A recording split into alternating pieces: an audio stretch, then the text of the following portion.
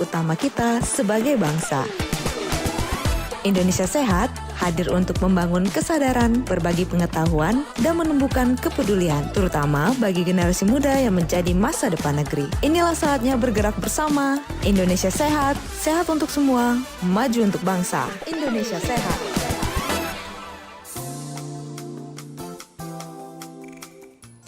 Assalamualaikum warahmatullahi wabarakatuh. Alhamdulillah pendengar, hari ini hari Jumat tanggal 19 Desember 2025. Atas berkat rahmat Allah kita hadir di sini pendengar dalam kondisi sehat, karena sehat itu sangat mahal, tidak bisa dihargai dengan apapun, apalagi di musim seperti saat ini, cuaca yang tidak bisa kita prediksi, yang paginya cerah tiba-tiba langsung didera hujan yang cukup tinggi. Nah, pendengar, Indonesia hadir untuk Anda melalui Indonesia Sehat Pro 1. Hari ini dengan tema kita adalah mengenal demam berdarah dengue atau DBD. Dan alhamdulillah sudah hadir di studio narasumber kita yang luar biasa menyempatkan waktu hari ini untuk bersama kita mendengarkan informasi yang sangat penting mengenal DBD. Kita sapa saja narasumber kita adalah Nurse Tuti Elida, Escape MBND. Narasumber kita adalah dari Komite Mutu Rumah Sakit Islam Ar-Rasyid dan juga sekaligus anggota IPANI Provinsi Sumatera Selatan. Kita sapa dulu ya. Assalamualaikum Mbak Tuti. Iya, apa kabar? Kabarnya sehat? Alhamdulillah sehat. Sehat ya? Iya. Iya, suaranya luar biasa cerah banget. Terima kasih. Baru perdana kayaknya kita ketemu ya. Iya, betul itu. Alhamdulillah, terima kasih sudah ada waktu bersama RRI hari ini. Tadi sempat macet katanya ya? Oh iya, karena kan banyak yang bagi rapot ya hari ini. Dari hari kemarin ini. sih sebetulnya. Karena hari Jumat juga ya. Iya, hujan gitu Hujan. ya. Baik, kita panggilnya Mbak Tuti ya? Biasa Panggilannya dipanggil Mbak Tata. Mbak Tata? Iya. Oh, sama dengan penyiar kita di Iya. sini. Jadi namanya Tata kita panggil ya. Boleh. Oke, Mbak Tata boleh kenalkan diri dulu langsung buat pendengar kita siang hari ini, silakan. Oke, terima kasih Mbak Nadiar. Saya Ibu Tuti Elita, ya sering disapa dengan Ibu Tata. Keseharian saya di Rumah Sakit Islam Ar-Rasyid, di bagian tim Komite Mutu Rumah Sakit Islam Ar-Rasyid. Saya juga sebagai pengajar ya di salah satu PTS di Kota Palembang. Banyak kegiatannya berarti. Lumayan. Saya penasaran mau nanya dulu nih. Komite Mutu Rumah Sakit Islam Ar-Rasyid. Nah, sudah berapa lama di sana Mbak Tata? Kebetulan saya join kalau di rumah sakit ini, kalau di lapangan pernah ya, tapi di Rumah Sakit Islam Ar-Rasyid tersendiri belum genap 1 tahun. Oh, Iya. berarti baru bener ya, belum lama gitu. Iya, insya Allah di Februari nanti saya. Pas 1 tahun. Iya. Kemudian ini anggota IPANI. Nah, mungkin Betul. pendengar bertanya juga, apa sih IPANI itu gitu? IPANI itu Ikatan Perawat Anak Nasional Indonesia. Jadi khusus perawat anak bergabung di bawah PPNI, namanya IPANI. IPANI. Sudah berapa lama juga di situ? IPANI saya join udah dari 2018 ya. 2018, sudah cukup lama ya.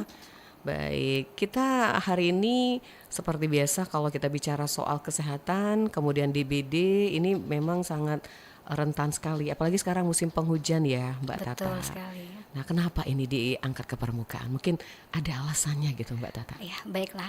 Jadi bincang sehat kali ini saya ambil tema mengenal demam berdarah denggi ya, atau sering kita sebut dengan DBD, Ya. karena ini penyakit tropis ya. Di Indonesia kan iklimnya tropis, jadi memang musim penghujan gitu ya, kelembapan tinggi, lalu musim panas kemarau. Iya. Nah ini memang sangat efisien ya untuk perkembangbiakan nyamuk.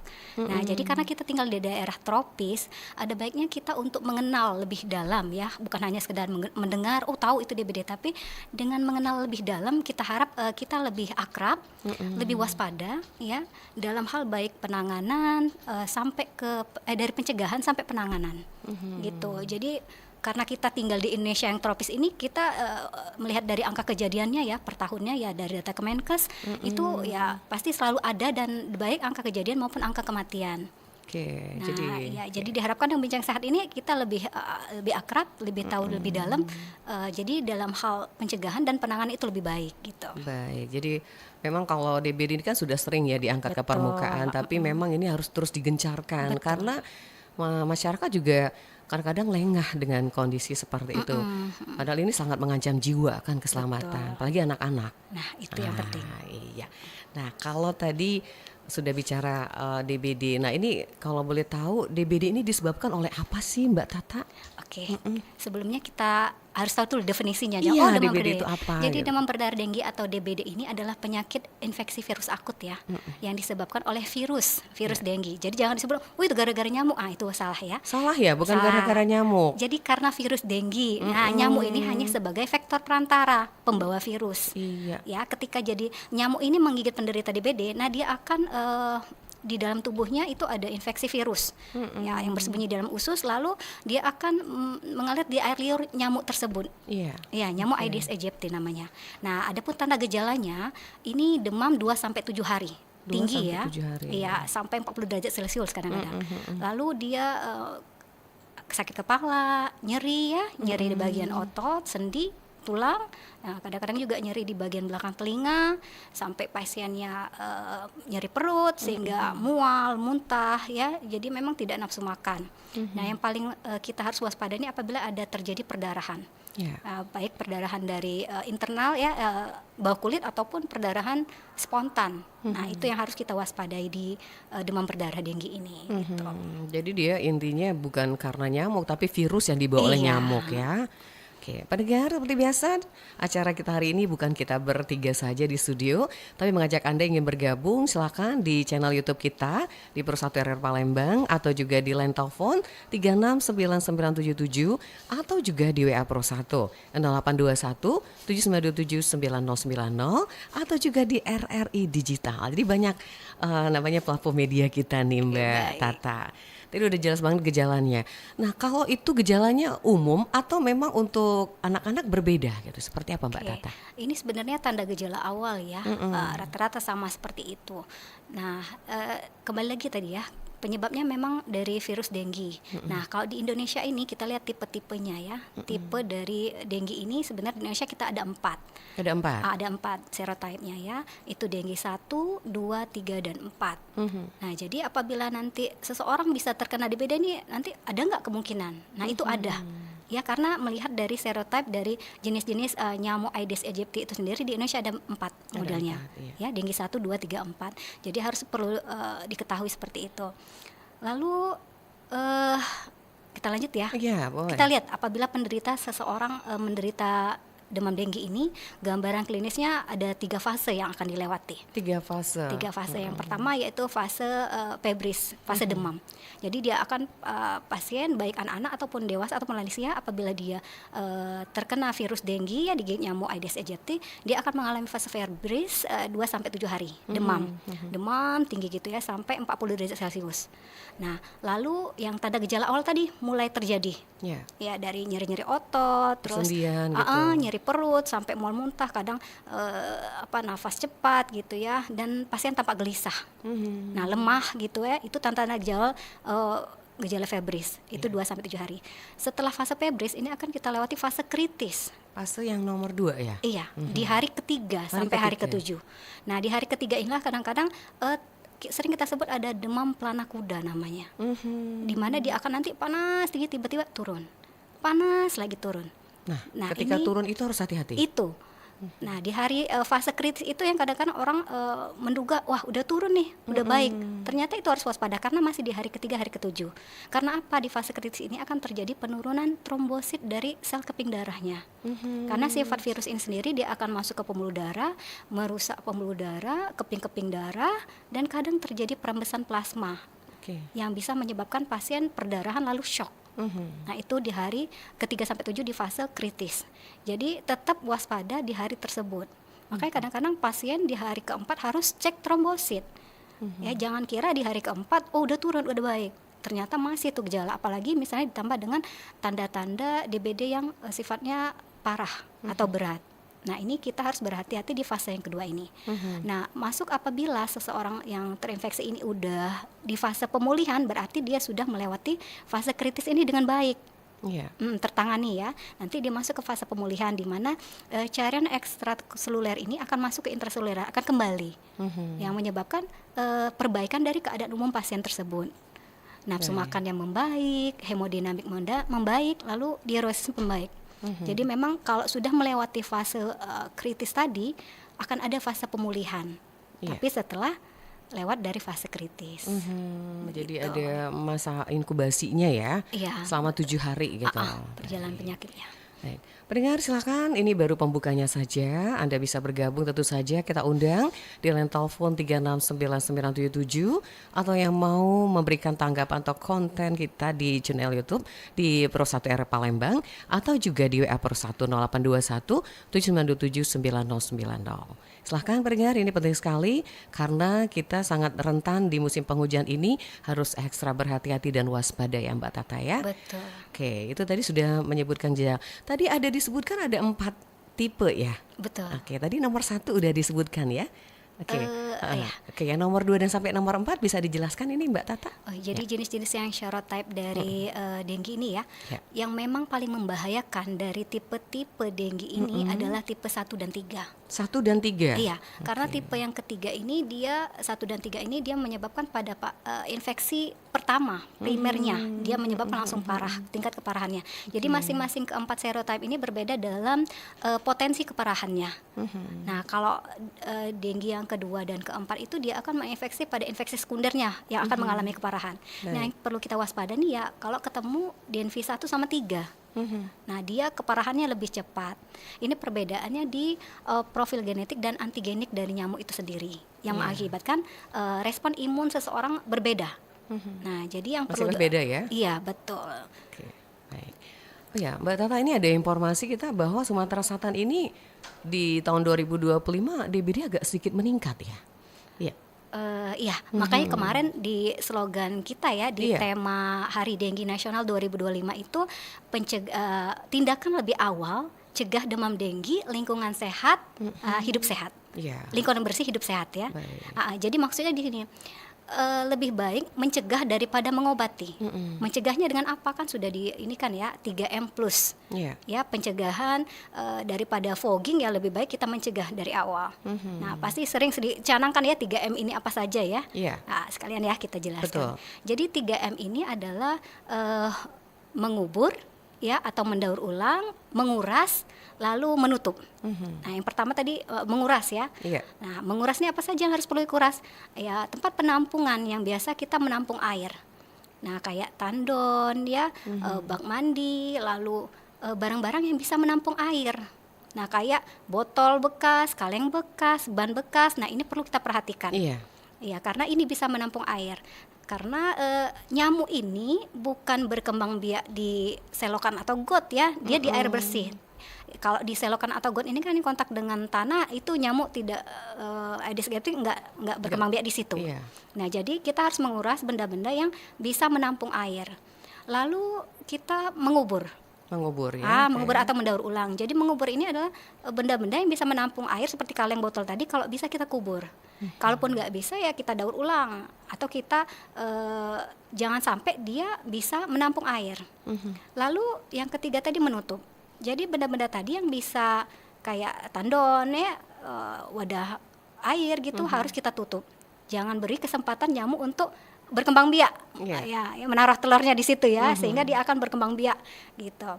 Lalu apa saja plus? Kan 3M plus ya. Iya. Plus itu apa saja? Itu tindakan-tindakan untuk supaya jangan kita menghindari gigitan nyamuk ya, dan jangan sampai perkembangan biakan nyamuk itu sendiri. Dengan apa? Kalau mencegah tadi gigitannya, kita bisa menggunakan lotion anti nyamuk atau minyak telon ya, ada sekarang ya Minyak yang telon, iya. yang anti serangga. Lalu di rumah kita pakai kasakawat kalau misalnya nyamuk Atau jangan sampai disebut dengan masuk. kelambu ya. Iya, itu kalau kita tidur ya. Iya. Kalau tidur pakai kelambu Pakai gitu. kelambu gitu. Nah, kalau rumah bisa dilengkapi untuk jendela dan ventilasi kita kasih kawat nyamuk. Iya, jangan langsung gitu. Iya. Ada penghalangnya. Lalu tindakan yang lain itu untuk mencegah perkembangbiakannya, kita bisa ini ya, kalau yang rajin memelihara ikan Oh, ikan. iya. Kalau kita nyebut ikan tempalo ya. Ikan tempalo. Untuk pemakan jentik. Nah, supaya kita memutus siklus dari nyamuk itu sendiri. Iya. Lalu bisa juga kita menanam tanaman yang nyamuk Bisa nggak suka. mengusir gitu. Nah, iya kayak seperti bunga lavender ya atau serai. Nah, begitu. Jadi Efektif nggak sih tanaman itu? Sudah terbukti juga ya Mbak Tata? paling enggak nyamuk nggak suka berarti nggak deket ya. Iya, Gitu. minimal ya Iya, harusnya untuk gitu. itu kan usaha kita ya dari 3M plus tadi. Gitu. Jadi Oke. Kalau di Rumah Sakit Narsis sendiri sampai dengan saat ini kasus DBD seperti apa Mbak Tata? kasus DBD masih ada. Masih ada? Tapi tadi paling enggak ya kalau misalnya mencegah terlewati penanganannya dengan baik dengan cara waspada tanda-tanda gejala tadi. Iya. Ya karena kita tinggal di tropis ya masih tetap ada ya. Tapi paling tidak dengan mengenal kita bisa mengurangi angka kejadiannya bahkan angka kematiannya. Baik. Oke, balik ke tindakan awal. Nah, tindakan awal yang bisa dilakukan kita sebagai orang tua yang mungkin agak sedikit kalau melihat anak yang sudah kan sering nggak konsen atau nggak fokus gitu ya. Nah, ini seperti apa tindakan awalnya? Oke, tindakan awalnya. Makanya dari awal ada mencegah tadi. Iya. Dengan 3M plus ya. Tingkat pencegahannya mengapa 3M plus ini kita canangkan? Karena prosesnya itu di rumah, lebih Iya, efisien. yang sangat dekat dengan lingkungan keluarga. Nah, itu. Jadi dimulai dari diri sendiri dengan 3M plus, lalu masing-masing keluarga itu menjaga lingkungan bersih sehingga lingkungan kita aman. Lalu kalau misalnya, nah tetap demam nih gimana? Ternyata DBD, ya udah berarti kita harus awasi tanda gejalanya. Harus dipantau ya. Makanya kita harus kenal nih. Kita cegah kalau masih kena ya udah kita lihat nih penanganannya gimana. Ya kalau misalnya tanda gejalanya masih awal dan tidak memberatkan itu masih bisa di rumah ya. kita lihat ya. Lihat Memang dulu. bisa dia sembuh sendiri tapi harus dengan pemantauan yang ketat. Iya. Karena di fase kritis tadi harus hati-hati ya. Jadi kalau tanda gejala awalnya anaknya udah demam sudah, terus yang kita pastikan adalah cairannya cukup, nutrisinya baik, lalu BAK BAB-nya itu tetap baik. Baik ya. Nah, waspada juga dengan tanda gejala yang membahayakan tadi. Yang membahayakan seperti apa? Misalnya sudah terjadi perut nyeri perut yang hebat. Ya. Lalu sakit kepala yang hebat, lalu pasiennya napasnya cepat. Nah, pasien tanpa gelisah. Kalau udah gelisah tuh ada yang mungkin paling nggak nyaman. Kenapa ya? Ada juga yang memang dia tetap demam tapi minumnya cukup, nutrisinya cukup, walaupun Nutrisinya mual baik muntah, gitu. cairan tetap terpenuhi. Tetap terpenuhi. Nah, ini kalau misalnya semua sudah minum susah, mual, muntah, sakit kepala hebat, apalagi tanda-tanda perdarahan sudah ada, misalnya tiba-tiba mimisan. Nah, itu harus segera kita bawa ke rumah sakit yang terdekat. Ya, tapi sebaiknya jangan sampai terjadi itu dulu, langsung dibawa ya. Oke, bagus. Sebenarnya udah demam ya udah bawa aja dulu ya. Nanti ada pesan-pesan dari dokternya. Bener. Nanti kalau demam secara terus-menerus ada nanti disebutkan tanda bahayanya gimana. Nah, yang harus tetap kita pantau. Baik. Gitu. Kalau nutrisi sendiri sebaiknya apa yang dikonsumsi nih, Mbak Tata? Oke, untuk penderita ini kan dia akan ada nyeri perut, terus nafsu makannya kan menurun nih. Iya. Jadi kita berikan makanan yang lunak dan hangat. Ya, seperti bubur gitu. Ya, bubur, sup gitu. Cairannya juga terpenuhi karena kita takutkan dari pasien ini mual muntah bisa dehidrasi. Iya. Nah, itu yang perlu waspada ya, apabila memang nggak masuk semua makanan ya udahlah kita bawa. Jangan sampai seperti itu ya. Nah, itu kalau jangan biarkan, karena kebanyakan pasien DBD ini lemah lalu tidur. Nah, bagi orang tua nih udah tidur jangan. Aman gitu udah tidur gitu. Padahal dia tidur tuh sakit kepala hebat atau memang nyeri perut, dia ngomong nyeri bu gitu misalnya, kepalanya sakit. Nah, itu kita waspada tuh. Kalau memang minumnya kuat gitu ya, BAK-nya lancar gitu sesuai ya dengan jumlah cairan yang masuk, itu harus tetap kita ingetin sejam sekali, 2 jam sekali tetap minum dengan target cairan yang cukup gitu. Oke. Baik, pendengar silahkan yang mau bertanya langsung dengan narasumber kita di Indonesia Sehat di 36997 atau di kanal YouTube kita di Pro 1 Palembang. Baik, Mbak Tata, kita break sebentar. Oke, Nanti kita lanjut lagi obrolan kita di kesempatan siang hari ini. Baik, pendengar, kita akan kembali setelah informasi yang satu ini masih bersama Indonesia Sehat. Masih bersama Anda, Indonesia Sehat. Indonesia Sehat.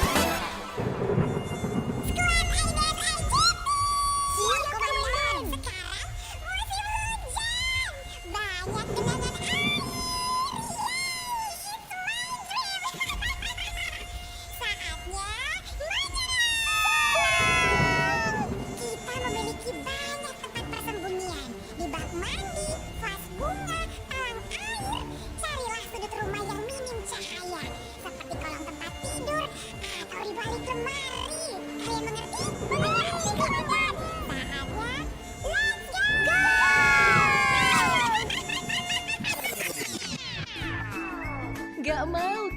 serang mereka? Lakukan 3M+, menguras, menutup, mengubur, memelihara ikan, menaburkan abate. Plus, tidak menggantung baju yang sudah dipakai. Ayo, cegah demam berdarah di lingkungan kita.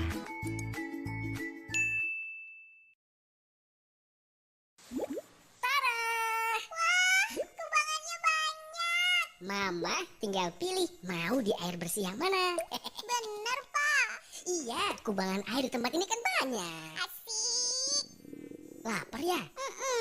Waktunya kita berburu. Asik. Papa, tunggu. Cepet dong. Nanti bangsanya sadar. Papa tunggu. Cepet. Papa. Tidak. Awas kalian manusia. Aku akan balas dendam. Ih, nyamuk loreng lagi. Waktunya bersih-bersih nih. Jangan lengah, demam berdarah masih mengintai.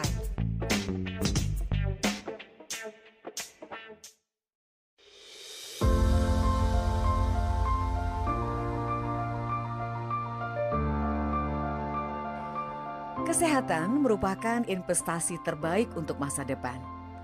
Investasi kesehatan bukan hanya tentang menjaga tubuh tetap bugar, tapi juga memastikan kualitas hidup kita tetap oke di masa depan. Menurut Kementerian Kesehatan Republik Indonesia, gaya hidup sehat itu bisa mengurangi resiko penyakit kronis seperti diabetes, hipertensi, dan penyakit jantung hingga 80%. Langkah pertama dalam investasi kesehatan adalah rutin cek kesehatan. Studi di The Journal of the American Medical Association menunjukkan bahwa deteksi dini penyakit bisa meningkatkan peluang kesembuhan hingga 90%.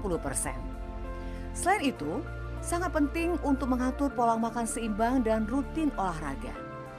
Menurut WHO, aktivitas fisik minimal 150 menit per minggu bisa mengurangi resiko penyakit tidak menular secara signifikan. Investasi kesehatan juga mencakup aspek mental. Menjaga kesehatan mental dengan relaksasi, meditasi, dan dukungan sosial yang kuat, ini bisa meningkatkan kualitas hidup. Berdasarkan laporan American Psychological Association, orang yang punya kesehatan mental yang baik itu cenderung punya umur lebih panjang dan produktivitasnya lebih tinggi. Jadi, mari kita mulai berinvestasi dalam kesehatan kita dari sekarang. Dengan begitu, kita tidak hanya menyiapkan masa depan yang lebih cerah, tetapi juga menikmati setiap momen dengan penuh kebahagiaan dan vitalitas. Ingat, tubuh dan pikiran yang sehat adalah aset terbesar yang kita punya.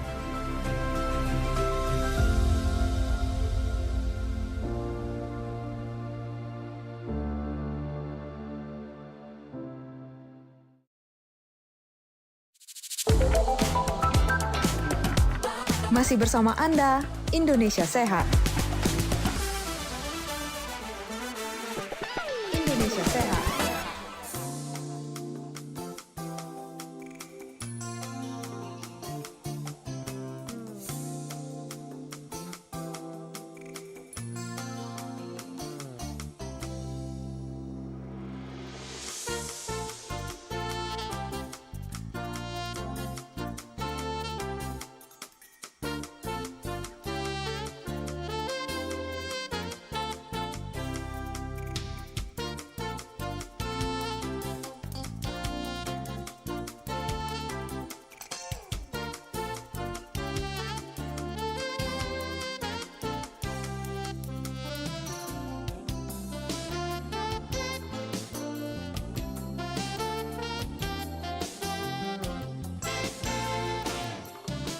Baik, pendengar, kita lanjut kembali Indonesia Sehat hari ini bersama narasumber kita Mbak Tata berkaitan dengan bagaimana kita mengenal DBD. Nah, kita langsung yang ingin bergabung silahkan di line telepon kita buka di 36997 atau juga melalui WA Pro 1 0821 7927 9090. Baik Mbak Tata, ya masih standby ya? Masih.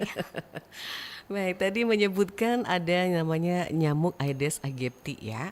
Nah, ini kalau kita lihat di channel YouTube, bisa dijelaskan ini Mbak Tata, nyamuk ini kan ada ciri-ciri khusus Betul. yang memang kita harus tahu dan memang harus waspada. Karena nyamuk ini walaupun kecil luar biasa pengaruhnya buat bahaya kesehatan kita ya. Silakan mungkin Mbak Tata bisa menjelaskan ciri-ciri dari nyamuk Aedes aegypti yang kebetulan kita akan perlihatkan juga di YouTube Pro 1. Ya. Baik. Jadi kalau ada gambarnya lebih ini ya, Iya, lebih enak menjelaskan sudah. dengan gambar. Oke. Jadi jenis nyamuk ini banyak, Mm-mm. tapi penyebab demam berdarah ini ialah vektor perantaranya Aedes aegypti. Jadi makanya kita harus kenal ya, jangan sampai plok, aduh horor sudah ini DBD enggak ya. Jadi kita harus tahu nih yang nyamuk seperti apa yang memang dia bisa membawa virus dengue. Iya. Jadi adapun ciri-ciri nyamuk dari Aedes aegypti ini dia memang berwarna hitam, tapi di seluruh tubuhnya ada belang-belang putih. Seluruh Seluruh tubuhnya. tubuh, dari kaki nanti bisa dilihat di gambarnya, Iya. dari kaki, kepala, ya badan, perutnya itu semua Bintik-bintik putih. belang-belang putih. Belang-belang putih. Oke ya. Lalu nyamuk ini tidak dapat berkembang biak di selokan atau got ya, karena dia langsung kontak langsung dengan tanah. Nah ini agak jual mahal ya, sebenarnya nggak gitu. Jadi dia mau meletakkan telurnya itu di air yang bersih. Ya, yang tidak bersentuhan dengan tanah. Oke, lalu dia menggigit di pagi hari dan sore hari. Iya. Ya, jadi selain di jadwal dinasnya itu, nah dia akan beristirahat. Di mana? Di tempat yang gelap dan lembab. Yang gelap dan lembab. Jadi makanya jangan biarkan rumah kita lembab dan gelap. Kalau bisa cahaya masuk, jadi di ruang-ruang rumah kita itu enggak gelap dan lembab. Jadi biarkan cahaya matahari masuk, ventilasi yang baik, tapi tentu saja tadi ventilasinya harus ada kasahnya biar nyamuk enggak keluar masuk seenaknya. Oke, lanjut. Nyamuk ini bisa terbang sejauh 100 meter. 100 meter. Iya, berarti Oke. penyebaran penularannya itu radius 100 meter ya. Oleh karena itu kita dimulai dari diri sendiri tadi 3M plus akan membentuk suatu masyarakat yang memang kebiasaannya menjaga 3M plus. Jangan sampai yang ini rajin nih. Ternyata nyamuk ini 100 meter bisa terbang. Ternyata rumah kita udah bersih, ternyata lingkungannya yang kurang mendukung di masyarakat tersebut. Jadi benar-benar Iya. tinggal kita galakkan, apalagi tadi pagi saya lihat wah udah ada gotong royong nih bersih-bersih rumah gitu ya. Masyarakat sempat saya lihat di Sukabangun udah ada kepeduliannya. Iya. Jadi itu tetap kita galakkan gotong royong untuk selalu kerja bakti. Kalaupun nggak sempat ya dimulai dari rumah kita sendiri.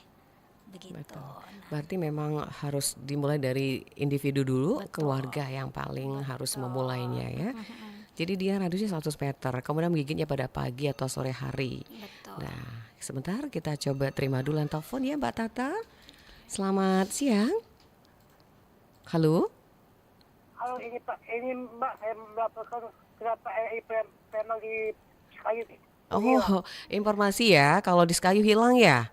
yang menghilang Baik, dengan siapa ini? sama Pak Asari. Oh, Pak Hasari. Baik, terima kasih. Sejak kapan persatunya nggak bisa didengar Pak Hasari? Jam 5 tadi yang Jam 5, berarti pas mutiara pagi ya. Baik, terima kasih Pak Hasari informasinya. Ya, Assalamualaikum Nadia. Waalaikumsalam warahmatullahi wabarakatuh. Silahkan pendengar di line telepon, kita undang kembali Anda di Indonesia Sehat 369977 atau WA Pro 1 dan juga di channel YouTube Pro 1 Palembang. Nah, Mbak Tata tadi menyebutkan kalau yang namanya DBD ini kan menyerang usianya tidak memilih ya. Dia mau usia anak-anak, remaja, bahkan lansia juga. Betul. Nah, kalau kasus pada remaja DBD, bisa dikatakan berapa persentasenya atau agak sedikit berkurang dari nilai atau anak-anak yang lebih banyak gitu?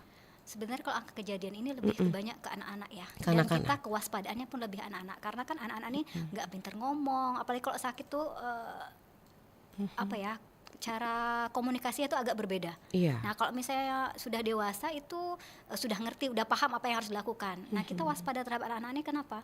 Karena dia takutnya lebih cepat dan komunikasinya kurang. Kalau kita dewasa oke lah ya, udah demam itu langsung minum, udah paham.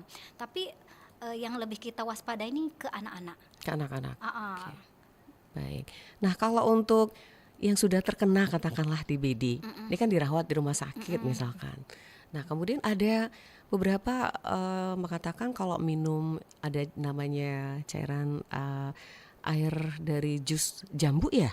Nah, ini gimana? Apakah memang efektif? Seperti apa nih Mbak Tata? Intinya untuk demam berdarah ini lebih ke terapi cairan. Terapi cairan Nah, ya? bentuknya apapun, mau sup, mau es teh sekalipun atau air jahe ya untuk imunitas itu nggak Diperbolehkan, apa-apa, diperbolehkan tidak ya. apa-apa. Asalkan apalagi yang mengandung vitamin C tinggi. Ya karena itu membantu autoimun dari pasien itu lebih meningkat. Nah, jadi lebih baik memang yang vitamin C-nya lebih baik gitu. Oke, berarti yang namanya cairan mengandung vitamin C diperbolehkan. Diperbolehkan. Kemudian untuk mengatur pola makannya sendiri, katakanlah sudah dirawat di rumah sakit, kemudian itu maksimal berapa perawatan atau berapa hari itu? Nah, tadi yang sangat dibutuhkan ada fase kritis. Fase kritis. Di hari ke-7 sampai 7. Hari ketiga sampai ke-7. Karena di hari tersebutlah trombositnya mulai menurun dan ditakutkan setelah menurun hematokrit meningkat. Iya. Nah, karena ketika di pembuluh darah itu terjadi perembesan plasma, dia akan mengarah ke perdarahan. Nah, perdarahan baik perdarahan internal ataupun di tempat lain yang secara spontan, yang ini kita harus perhatikan. Nah, selama fase kritis tersebutlah kita harus adekuat antara cairan yang masuk dan cairan yang keluar, bukan oleh karena perdarahan ya. Karena prinsip dari DBD itu ya terapi cairan tetap adekuat gitu. Oke, baik. Kita coba buka line WA yang sudah ada yang masuk ini. Pertanyaannya sangat singkat ini dari Mbak Tri yang ada di Sukabangun. Terima kasih ya Mbak Tri.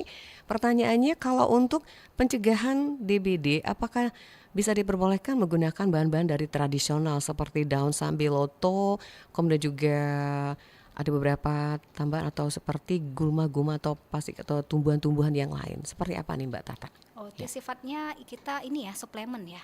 Jadi apapun bentuknya itu kalau mencegah itu lebih ke promosi kesehatannya di 3M plus tadi. 3M plus. Nah, tetap ya. kalau soal nutrisi ya itu hanya sekedar memperkuat tubuh ya. Tapi untuk kita digigit itu kita nggak tahu nih siapa aja yang digigit ya. Iya. Karena ya nyamuk ya terserah dia mau gigit. Yang penting kita dari 3M plus tadi. Kalau untuk suplemen ya peningkatan autoimun kita ya supaya antibodi kita selalu fit. Tapi kembali lagi tadi kalau memang nyamuk Aedes-nya mengandung virus ya kita nggak tahu dia mau gigit siapa. Iya.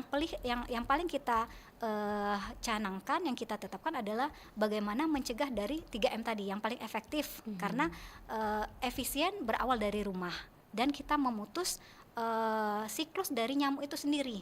Oke. Kalau kita membunuh nyamuknya kan kita hidup di daerah tropis nih. Nah, begitu. Jadi sifatnya suplemen itu hanya untuk memperkuat antibodi kita. Imunitas ya. Imunitas, betul. Baik. Kebiasaan masyarakat ini Mbak Tata, apa saja yang sering dilakukan masyarakat yang katakanlah menggantung pakaian yang di belakang pintu, kemudian kebiasaan-kebiasaan lain seperti apa nih Mbak Tata? Nah, tadi kita lihat dari ciri-ciri nyamuk itu sendiri ya. Di jam dinasnya yang dia selalu menggigit di pagi hari atau sore hari, dia fase istirahatnya dia lebih suka di daerah yang gelap dan lembab. Nah, kebiasaan itulah yang memang harus kita ubah ya. Kalau memang banyak pakaian yang digantung itu harus dibersihkan ya, atau memang kita jemur di luar sampai kering, atau memang kita cuci, itu lebih baik. Oke. Gitu. Jadi kalau kebiasaan itu harus dihindari yang pasti. Iya, 3M plus tadi. 3M plus. Nah, kemudian kalau untuk pola makan atau menjaga kesehatan tubuh, imunitas, nah ini apa yang akan dilakukan ya para orang tua untuk anak-anak agar bisa mencegah DBD? Kalau untuk tingkat pencegahan, kalau dari pola hidup ya seperti biasa, minum yang cukup, nutrisi yang cukup ya, lalu istirahat, pola tidur ya lebih ini ya produktifnya kalau memang fase sekarang apalagi mau libur nih. Nah, jangan sampai yang rebahan aja nggak pagi ke sore hari ya. Nah, itu harus dihindari. Jadi harus lebih produktif dalam keseharian ya. Jam berapa mandi, jam berapa makan, jam berapa minum, jam berapa istirahat. Jangan sampai waktu sia-sia oleh karena rebahan gitu ya, apalagi musim hujan. Nah, tadi ya jangan tetap 3M plusnya harus kita waspada dan kita laksanakan. Termasuk gotong royong, kebersihan lingkungan. Betul. Karena gotong royong kebersihan lingkungan ini masih sangat terasa kurang ya di masyarakat. Berkurang ya. Iya. Nah, ini edukasi sendiri dari Rumah Sakit RASI seperti apa nih Mbak Tata? Kalau untuk masalah kebersihan masyarakat, kemudian untuk menjaga pola hidup yang sehat, seperti apa Mbak Tata? Kalau dari Rumah Sakit Islam Ar-Rasyid kita memang ada beberapa program ya, kayak kemarin ya ada senam lansia sehat ya, supaya memang meningkatkan imunitas tubuh. Ya. Nah, jadi ada beberapa program dari bagian marketing kita, humas kita, memang kegiatan-kegiatan agar menjaga imunitas tubuh. Oke. Iya, begitu.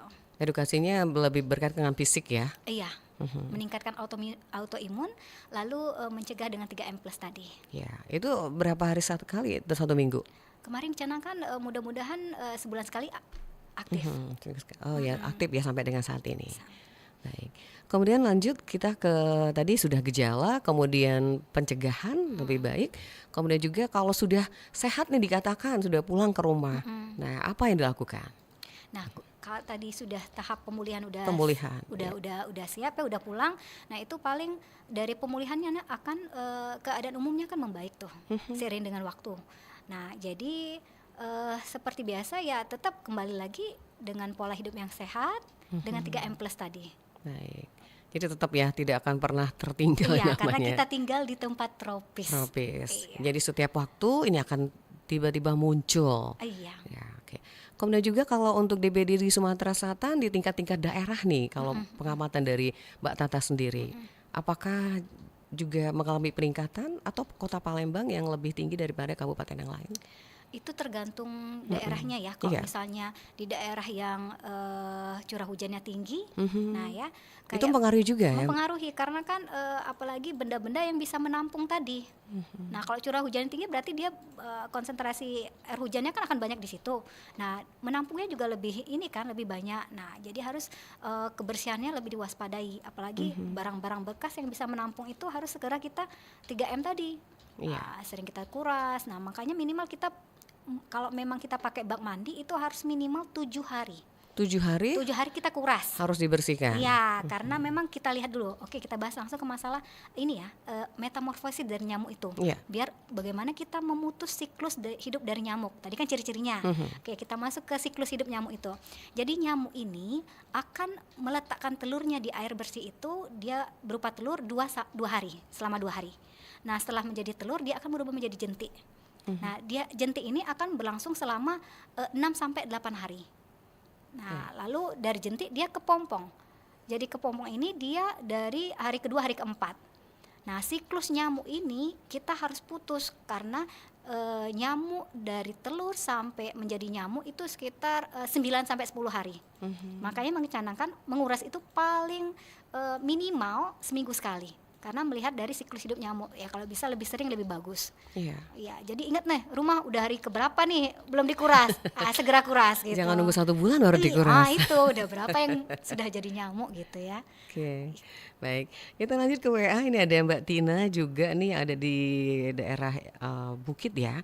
Pertanyaannya, kalau untuk penularan DBD ini seperti apa? Apakah penularannya lebih cepat ke anak-anak atau usia dewasa? Ya. Oke, untuk penularannya, penularan nyamuk ini dia vektor perantaranya adalah nyamuk. Nyamuk ya. Jadi lewat nyamuk, nggak ada demam berdarah dari orang ke orang, enggak. Itu vektornya dari nyamuk. Jadi nyamuk Aedes aegypti ini dia menggigit penderita yang di dalam tubuhnya mengandung virus denggi. Iya. Lalu nyamuk ini sebagai vektor perantara di mana virus denggi ini akan bersembunyi di usus nyamuk dan dia mengalir di air liur dari nyamuk Aedes aegypti. Jadi sekaligus pada saat nyamuk Aedes ini menggigit orang lain sehingga dia terinfeksi juga. Karena ketika nyamuk ini menggigit sekaligus nyamuk Aedes ini akan mengalirkan melalui air liurnya virus dari denggi tersebut. Sehingga sekalian dia menggigit, dia mengalirkan juga air liurnya yang mengandung virus denggi, ya supaya ketika dia menggigit, darah yang masuk ke dalam tubuh nyamuk tidak membeku maksud dari nyamuk. Tapi karena di dalam tubuhnya mengandung virus denggi, ketika dia menggigit, air liurnya pun masuk ke dalam tubuh manusia yang digigit. Jadi dia tidak mengenal mau anak kecil, mau dewasa, mau lansia. Ketika dia menggigit, ya akan terkena. Penularannya ya Betul. sangat cepat berarti. Ya, dari nyamuk tersebut. Baik. Kemudian kalau untuk penggunaan bubuk abate, apakah masih tetap sampai dengan saat ini? Oke, boleh. Jadi itu termasuk di tindakan plus tadi, 3M plus. Jadi bagaimana kita menggunakan obat larvasida untuk daerah yang memang susah dikuras. Itu masih diperbolehkan. Jadi di mana susah untuk dikuras, gunakan kan banyak kan ya produk-produknya kayak abate segala macam. Iya. Jadi itu tetap diperbolehkan dengan kadar yang ditentukan. Itu tetap Kalau misalnya tandonya tinggi atau memang daerah itu susah dikuras, tapi ada kemungkinan nyamuk bisa masuk, itu bisa kita gunakan obat larvasida namanya. Baik. Jadi abati tetap digunakan, kemudian juga termasuk ikan tadi tetap juga bisa dipelihara oleh masyarakat dan tanaman lavender tadi juga ya. Iya, itu usaha-usaha kita bagaimana nyamuk Untuk itu mencegah. memutus siklus dari nyamuk itu untuk perkembangbiakannya. Iya, kemudian jangan malas untuk bersih lingkungan. Oke. Ini kaum ibu-ibu perhatian benar harus bersih ya. Iya. Dari depan sampai ke urusan dapur gitu. Iya, karena semuanya memang tergantung dari ibunya yang waspada dari lingkungan, waspada untuk kesehatan dari anggota keluarga. Iya, karena kebersihan sangat menentukan kesehatan ya. Ya, sebagian dari iman ya. Iya. Baik pendengar silakan. Ini masih kita buka line telepon di 36997 atau juga WA Pro 1 dan kanal YouTube kita Pro 1 Palembang. Silakan. Ini masih ada waktu dan waktu ini sangat penting sekali untuk bertanya langsung dengan narasumber kita. Ada Mbak Tuti Elita atau biasa dipanggil dengan Mbak Tata. Lanjut lagi Mbak Tata, perjalanan tema kita mengenai mengenal DBD. Nah kalau masyarakat kita kan sudah selalu diedukasi, selalu diberikan penyuluhan, kemudian di puskesmas, posyandu. Nah ini kemudian juga kalau untuk tim kesehatan yang ada di lingkungan masyarakat, seperti posyandu atau puskesmas ini sangat penting dan mungkin ini harus lebih digiatkan edukasi kembali apalagi di tahun depan, di tahun 2026 ini mungkin lebih difokuskan. Nah apa yang dilakukan nih, seperti apa juga nih Mbak Tata? Ya. Sesuai dengan tema tadi ya, tema demam denggi nasional ya. Iya. Kita harus pencegahan bertindak lebih awal untuk mencegah demam berdarah, demam denggi ya, lingkungan bersih, hidup sehat. Jadi dicanangkan dari Vaskes pertama. Paling pertama ya. Iya betul, mencanangkan bagaimana 3M plus ini harus berjalan dengan baik. Nah, jadi dari tingkat Vaskes yang pertama sudah mencanangkan, dari pejabat desanya juga Pak RT, Pak RW itu dicanangkan selalu, apalagi mau musim hujan nih. Kadang-kadang sudah ada rencana-rencana programnya, kita pembersihan nih gotong royong. Nah, di situ harus ada perhatian dari perangkat desanya juga. Oke. Nah, selain dari promosi kesehatan dari Vaskes pertama, lalu dari Pak RT Pak RW-nya yang bergerak. Nah, makanya 3+-nya insya Allah akan berjalan dengan baik. Kekuatan untuk suplemen, katakanlah vitamin tambahan kepada penderita DBD, bisa dijelaskan juga Mbak Tata? Oke, segala cairan yang bisa mendukung keadekuatan cairan pada pasien itu dicanangkan.